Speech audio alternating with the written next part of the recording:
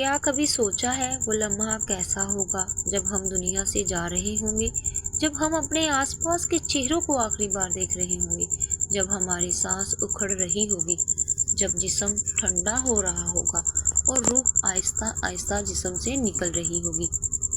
یہ وہ لمحہ ہوگا جس کے بعد نہ واپسی ہوگی نہ معافی ہوگی۔ اللہ تعالیٰ قرآن پاک میں فرماتا ہے، ہر نفس کو موت کا ذائقہ چکھنا ہے۔ یہ وہ حقیقت ہے جو بادشاہوں کو بھی لے جاتی ہے، فقیروں کو بھی، بوڑھوں کو بھی اور بچوں کو بھی۔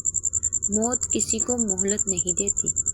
نبی کریم صلی اللہ علیہ وآلہ وسلم نے فرمایا، جب مومن کی روح نکلتی ہے تو ایسے نکلتی ہے جیسے پانی مشکزے میں بہتا ہے، لیکن جب کافر یا گنہگار کی روح نکلتی ہے تو وہ ایسے کھینچی جاتی ہے جیسے کانٹوں میں پھنسی ہوئی گیلی اون کھینچی جائے۔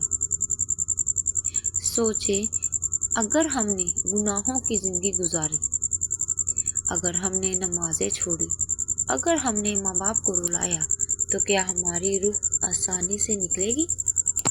موت سے پہلے انسان کو نظر دہلانے لگتی ہے، ٹانگیں بے جان ہو جاتی ہیں، زبان ہلنا بند ہو جاتی ہے اور صرف ایک خواہش رہ جاتی ہے کہ کاش ایک موقع اور مل جائے، مگر تب صرف حسرت رہ جاتی ہے۔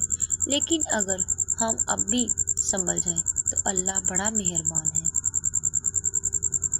توبہ کر لیں، نماز قائم کر لیں، قرآن سے دل جوڑ لیں، دعائیں مانگیں آنسوؤں کے ساتھ۔ کیوں نبی صلی اللہ علیہ وآلہ وسلم نے فرمایا، جس کا آخری کلمہ لا الہ الا اللہ ہو وہ جنت میں جائے گا۔ سوچیں، اگر ہم مر گئے اور توبہ نہ کی، اگر زبان پر لا الہ الا اللہ نہ آ سکا، آج بھی اللہ سے معافی مانگ لیں۔ موت ایک دن آ کر رہے گی، لیکن ندامت کے بغیر آئے، یہ مت ہونے دیں۔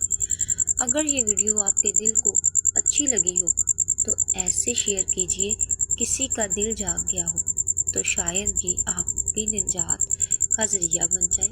سبسکرائب کریں تاکہ ہم حق بات پھیلا سکیں۔